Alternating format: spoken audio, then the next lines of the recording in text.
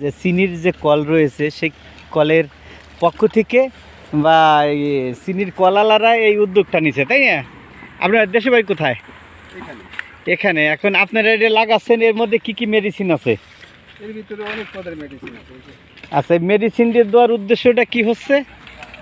উদ্দেশ্য ধরেন আপনার পোকা মাকড় কিংবা ওই যে আপনার উলি পোক কিংবা ওই যে এমনি অনেক পদ জাতীয় পোক যাতে এই বীজটা ভালো থাকে, বীজটা যাতে না খায়, না নষ্ট করে, এই জন্য কুসুরটা যাতে ভালো মতন হতে পারে, যাতে ভালো করে গ্যাস বানায়। এটা কি চিনির কলের উদ্যোগে হচ্ছে? এটা চিনির মিলের ওই পক্ষ থেকে।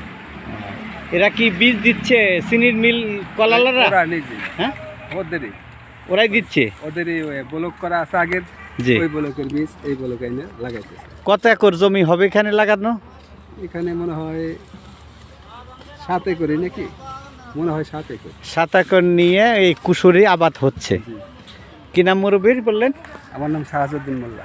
যাক, ধন্যবাদ। আমরা ভালো একটা তথ্য পারলাম যে সরকারের উদ্যোগে আপনাদের এই কাজটা মানে কুশল লাগাচ্ছেন, যাতে আমাদের বাংলাদেশে চিনির দাম কমে আসে, কম আসে। ভিতরে থাকে। আর আরো এক এই প্রজেক্ট আছে, আরেকটা প্রজেক্ট আছে। যাই হোক, আপনি 5 একর আছে। সেখানে 5 একর। আর এই যে প্রকল্পটা নিচে এই মালিকের নাম কি? মালিক তো মানে একজন তো নিচে প্রকল্পটা?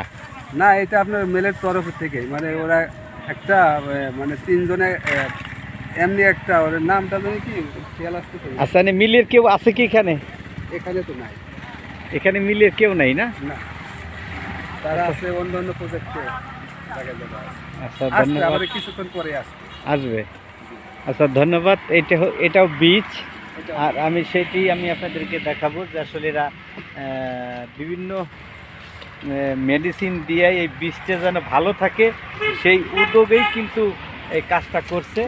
আর সে সাথে এখানে মোট কতজন কর্মচারী আছে, মানে কাজ করছে এরা? ধরেন 45 কিংবা 50 জনের। আচ্ছা, আনুমানিক 50 জন এখানে কাজ করে যাচ্ছে কুশল লাগানোর জন্য। এই যে এলো আপনার দায়িত্বে আছে, এই যে কাসেম, এই যে কাসেম। আসলে প্রায় আনুমানিক 50 জন কৃষকরা এরা খেতে কুসুর লাগাবে, সেই আবাদ করার জন্যই কিন্তু তারা এই কাজ চলছে বা কাজ করছে। আমি সেই বিষয় নিয়ে আমি আপনাদেরকে দেখাবো যে আসলে এরা অনেক পরিশ্রম করেই কিন্তু বীজ রোপণ করবে, সেটা সংরক্ষণ করছে কুসুর থেকে। আমি সেই বিষয় নিয়ে আমি আপনাদের সাথে যুক্ত রয়েছি। একটা গর্তে আপনি কয়টা করে এই কুসুরি বেসন রোপণ করবেন? একটা গর্তে 52 খান করে কুশের। আচ্ছা, এই উদ্যোগটা কে নিল? এই উদ্যোগটা নিচে এই জায়গার এই সেন্টারের সাররা বসরা। জি। এইটা দেখছে হলো ইন্ডিয়া করে, ইন্ডিয়ান নেটেতে দেখে এই জিনিসটা করতেছে। হ্যাঁ, দেখি আমাদের দেশে কেমন হয়। এটা চালু করছে? এটা চালু করছে।